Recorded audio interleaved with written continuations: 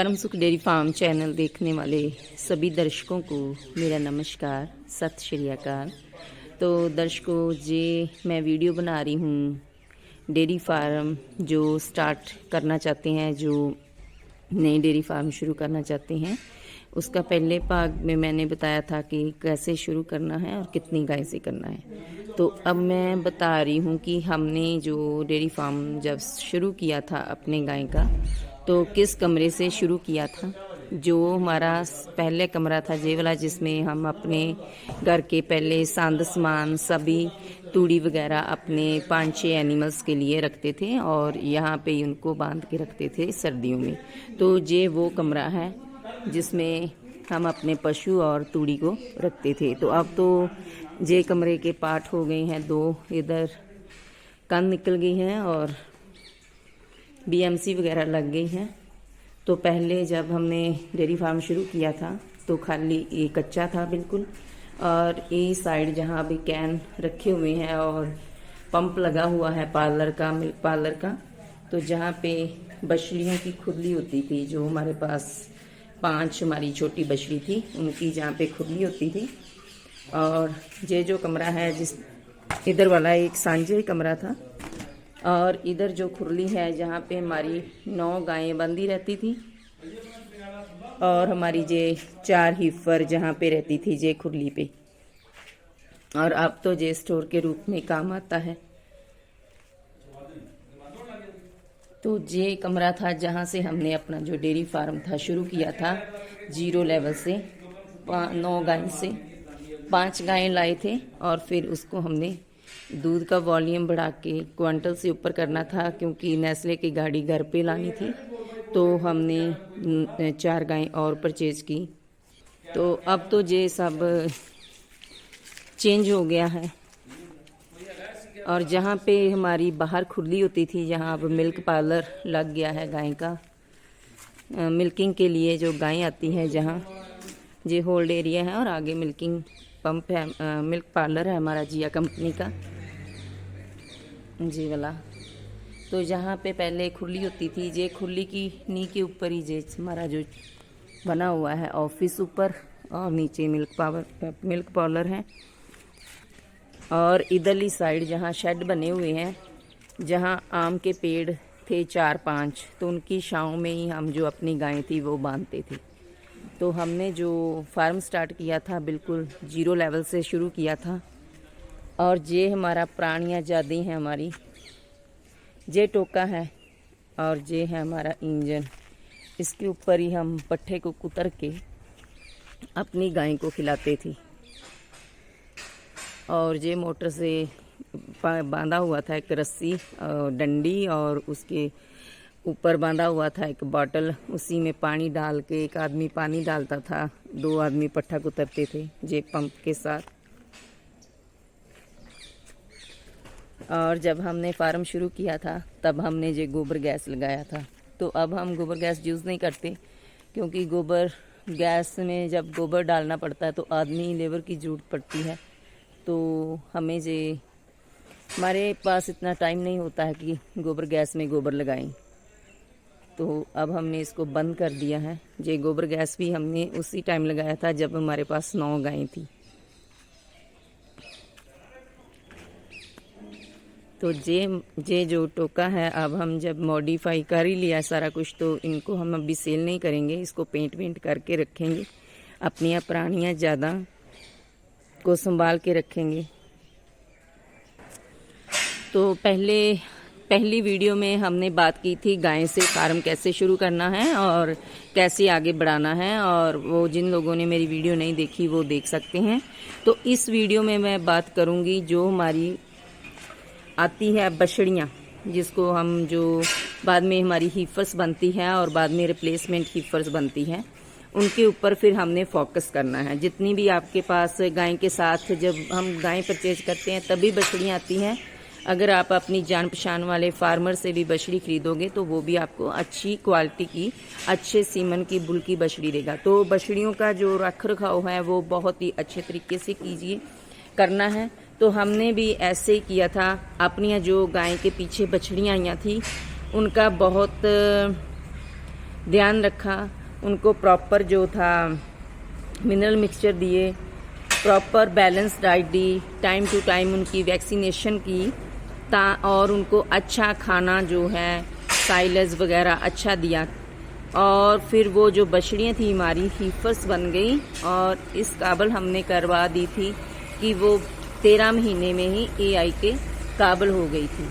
तो जब हमारी बछड़ियाँ हमारी हीफर्स जब रेडी हो गई तो साथ में हमारी हीफर्स ने भी काविंग की, वो रिप्लेसमेंट में आ गई तो उनकी माओ ने भी काविंग की। तो जब जो गायें थी नानी बन गई तो फार्म जो है और प्रॉफिट में जाने लगता है। तो इसलिए जो हमारे फार्म की रीढ़ की हड्डी होती है वो हमारी काफ होती हैं, बछड़ियाँ होती हैं। वो जितनी अच्छी ब्रीड की होगी उतना ही अच्छा वो मिल्क परफॉर्मेंस देगी, आपके फार्म को आगे बढ़ाएगी और आपका फार्म आगे प्रॉफिटेबल में रहेगा। तो हमें अपनी जो बछड़ियाँ हैं उनके ऊपर जो इन्वेस्टमेंट है वो शुरू में करनी पड़ती है। जब नया नया फार्म स्टार्ट करते हैं तो इन्वेस्टमेंट जो है वो व्यर्था नहीं जाती है। वो बहुत बछड़ियों के ऊपर जो इन्वेस्टमेंट करते हैं उसी से ही जो फार्म है आगे बढ़ता है।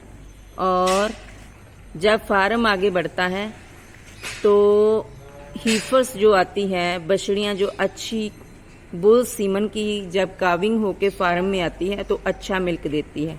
तो जब मिल्क की वॉल्यूम बढ़ती है फार्म पे तो फार्म पे जो इनकम है वो भी बढ़ती है। और इनकम के बढ़ने के साथ साथ ही हमने जो थे धीरे धीरे जो शेड बनाने शुरू कर दिए। तो जैसे जैसे हमारी गायें हीफर्स काविंग करती गई, गायें नानी तो पड़नानी बन गई, तो जो हमारा फार्म था और ग्रो करने लगा। तो हमने कभी भी अपनी जो गाय है अभी तक सेल नहीं की है। तो हम हमेशा आगे ही और फार्म जो है बना देते हैं। तो हमने ज़्यादा लेबर की हमें प्रॉब्लम जब आने लगती थी तो हम उसी प्रॉब्लम को सॉल्व करने के लिए मशीनरी को ले आते थे ताकि फार्म को आगे बढ़ाने में जो लेबर की प्रॉब्लम थी वो ना आए। तो मशीनरी हम जो फार्म में कंटिन्यू 1 बाय 1 करके ऐड करनी शुरू कर दी। तो जब हमारे फार्म पे हमारी जो गायें थी पड़नानी बन गई तो फार्म पे दूध का वॉल्यूम बढ़ गया, रेट भी अच्छे आने लगे।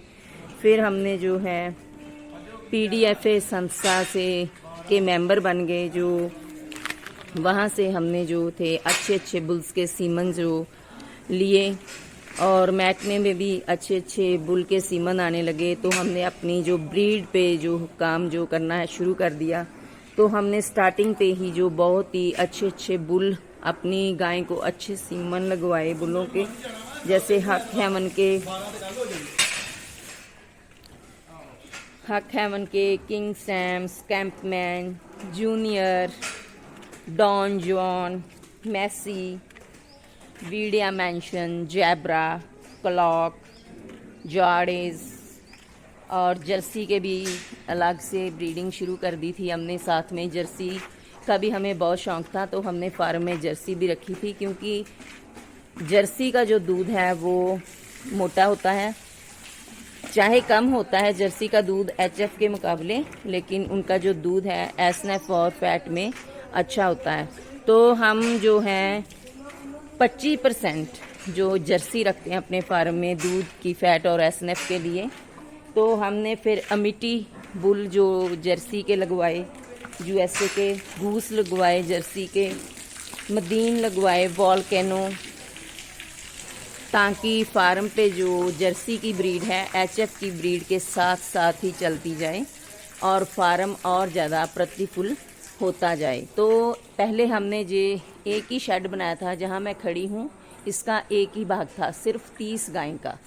तो बाद में धीरे धीरे हमने इसको 50 का किया, फिर हमने इसको 100 का कर दिया, दूसरी साइड भी बना दिया। 50 का किया, फिर 70 का किया, तो ऐसे जैसे जैसे हमारी गायें बढ़ती गई, बछड़ियाँ आती गई, अच्छी ब्रीड की गायें आती गई, फार्म पे दूध का वॉल्यूम बढ़ता गया, रेट अच्छे होते गए। क्योंकि जब फार्म पे दूध का वॉल्यूम बढ़ता है, फार्म के रेट अच्छे हो जाते हैं, इंसेंटिव मिल जाते हैं, और एक्स्ट्रा जो लार्ज फार्म का रेट है वो स्टार्ट हो जाता है। फिर हमने अपने कैन सिस्टम को ख़त्म करके बीएमसी लगानी शुरू कर दी। फार्म और ज़्यादा ग्रो करने लगा।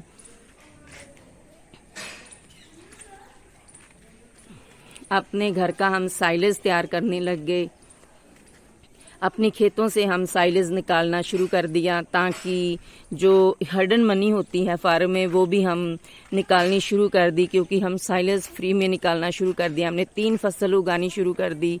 फिर हमने राई ग्रास लगाना शुरू किया। पहले हम बरसन लगाते थे, तो बरसन के बाद हमने राई ग्रास शुरू किया। राई ग्रास से हमें बहुत ज़्यादा फ़ायदा हुआ। गाय ज़्यादा इसमें फैट देने लगी, दूध अच्छा देने लगी, तो उससे भी हमें काफ़ी प्रॉफिट हुआ। ऐसे ऐसे जो फार्म है हमारा बढ़ता गया। हमने जो 0 ग्राउंड से फार्म को शुरू किया था, तो अब हमारे पास जो है तकरीबन सभी इधरली साइड और इसके पीछे जो हमारा न्यू शेड है बछड़ियों का है, न्यू काफ का शेड है, और इधर है गोबर पिट, ये वाली 2 गोबर पंप है हमारे पास, और एक गोबर पिट पक्की की है। ऐसे ऐसे जो हमारा फार्म है, जैसे जैसे हमारी गायें बढ़ती गई, न्यू ब्रीड आती गई, अच्छे अच्छे बुल्स के सीमन हमने लगवाने शुरू किए, सेक्स सीमन लगवाए, ताकि जल्दी से जल्दी फार्म ग्रो करे। तो जैसे जैसे हमें नीड महसूस हुई, वैसे वैसे ही हमने जो है फार्म बनाने शुरू किए। उनका मशीनरीकरण किया, TMR लाए, स्क्रैपर लगवाए, ताकि लेबर कम हो और इनकम ज़्यादा हो। लेबर का खर्चा कम हो और इनकम ज़्यादा रहे। गाय के लिए हमने शावर लगवा दिए, पंखे लगवा दिए, क्यूबिकल रेत वाले ख़त्म करके, उनमें से लेबर का खर्चा ज़्यादा आता था, बार बार रेत डालनी पड़ती थी, तो उसका भी झंझट हमने ख़त्म किया। और ये पक्के क्यूबिकल कर दिए, मैट रख दिए। अब गाय जो है पूरी कंफर्टेबल रहती है, बार बार रेत नहीं डालनी पड़ती है, और गायें भी खुश है, क्योंकि इनका भी माइंड सेट हो गया है। तो कच्चे क्यूबिकल में जब गायें पाँव रखती थी, कई बार डूंगी जगह में चला जाता था, तो मोच आने की बहुत ज़्यादा प्रॉब्लम रहती थी। तो अब जबकि हमने जो ये पक्के कर दिए हैं अपने क्यूबिकल, तो अभी मोच वगैरह की प्रॉब्लम जो है ख़त्म हो गई है। क्योंकि अब गाय ने माइंड सेट कर लिया है कि इतने डिस्टेंस पर हमने पाँव रखना है, और उतने ही डिस्टेंस ही पर हमने पाँव को नीचे उतारना है। तो गाय भी अब समझदार हो गई है। जैसे जैसे हमें हेडलॉक की ज़रूरत पड़ी, तो हमने हेडलॉक लगाने शुरू कर दिए। क्योंकि जब वैक्सीनेशन करनी होती है ना, तो पशु को हेडलॉक में लगा दो और मिनटों में वैक्सीनेशन हो जाती है। तो ऐसे ऐसे हमने अपना फार्म जो है मॉडिफाई कर लिया। धीरे धीरे 0 लेवल से उठ के हम यहाँ तक पहुँचे हैं। तो जितना जितना हमारे पास पैसा आता गया, हमने अपने फार्म पे लगाना छोड़ा नहीं, लगाते ही रहे। तो अभी भी हम जो फार्म है इधर बना रहे हैं। तो फाइनली हमारे जो फार्म के ऊपर अब शीटें जो हैं डाल दिया हमने। तो मेरे ख्याल से 3 दिन में जो तकरीबन सारी जो शीट्स है वो डल जाएगी। तो इस बार हम जो शीट्स है वो ग्रीन कलर की डाल रहे हैं। तो कंपनी कहती है कि ये वाटरप्रूफ है, और इससे जो सन रेज है वो सूरज ਦੀਆਂ रोशनियां ਜਿਹੜੀਆਂ ਉਹ ਸਿੱਧੀਆਂ नहीं ਪੈਣਗੀਆਂ, और ये कम तपेगी। तो हम न्यू शीट्स लगा रहे हैं इस बार। ये एवरेस्ट कंपनी की हैं।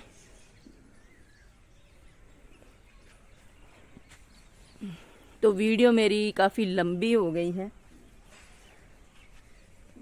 तो धीरे धीरे फार्म जब ग्रोथ करता है, तो उसी के साथ इनकम भी बढ़ती है, दूध के रेट भी बढ़ते हैं, और सब कुछ मतलब जो फार्म की हर सुविधा जेड़ी है ऑटोमेटिक अपने आप जो आनी शुरू हो जाती है। क्योंकि इनकम बढ़ जाती है, तो सभी सुविधा जो है गाय के लिए आनी शुरू हो जाती है, क्योंकि गाय खुद ही ले आती है।